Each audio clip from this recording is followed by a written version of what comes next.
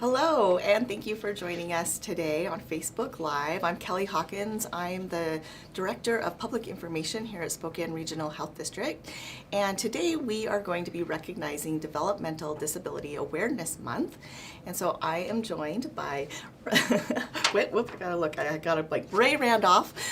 Ray is a parent-to-parent coordinator for the ARC of Spokane. And he's going to talk to us about why it's so important for people with developmental disabilities and their families to be included and to be thriving in our community. So Ray, thank you for joining us. Thank you for having me. This is absolutely a great opportunity. Thank you. Yeah, you're welcome. And maybe you can tell those of us that don't know a whole lot about the ARC of Spokane what your organization does and the role that you play in the community. All right, so the ARC Spokane is kind of an interesting organization.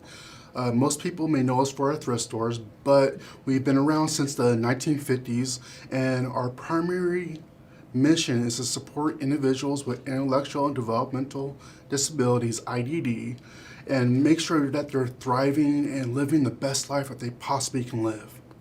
That's great. Maybe talk a little bit about some of the health barriers that people with developmental disabilities face in life. So, when it comes to IDD, there's a lot of different health barriers that affect the community. Some are nonverbal. Some have extremely limited communication. Some have what you call dysregulated moments, and they look like they're having a breakdown. All these are different forms of communications, and we as a normal person might not understand it. So communication is also one of those difficult parts where if we take a little bit of extra time, we can sort of understand what they're trying to say. Yeah, I love that. And it really leads to my next question is why it's community inclusion is so important for people with developmental disabilities and their families. Why is that important to be included? So just like everyone else, they're people. And one of the things that as people we want is that connection, that desire to be around people, have conversations, and build relationships. And so with that said, if you have a disability, you are still a part of the community. They just have a different way of going about things, but they're still people.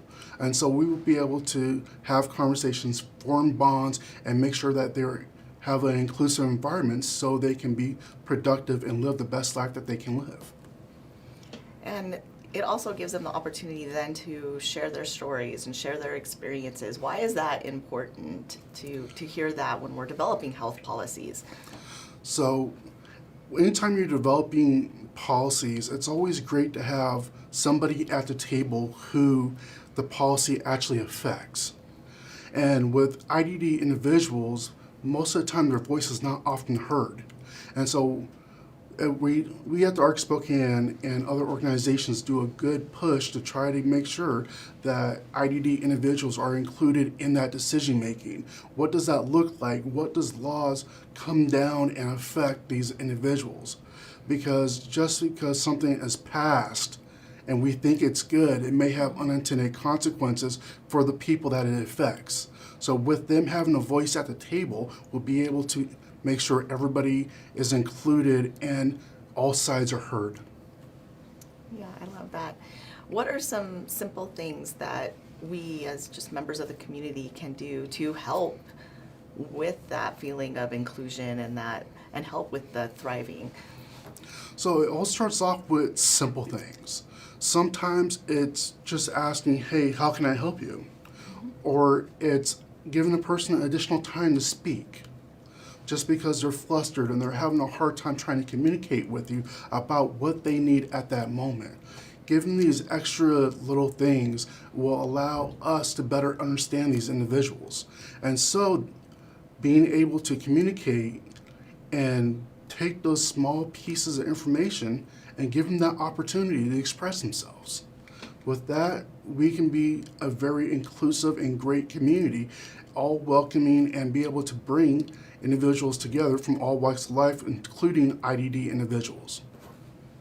Thank you so much, Ray, for sharing that with us. I love that. I love giving us a moment to think about, okay, where can we be more inclusive? Where can we integrate more of these stories and these experiences into the work that we do and the programs that we develop? So thank you so much for being on with us today and to talk about Developmental appreciate it. Disability Awareness Month. Yeah, we appreciate you. Thank you. So we have links to helpful information in the chat, so please take a look, and we'll see you next week. Thank you for having us.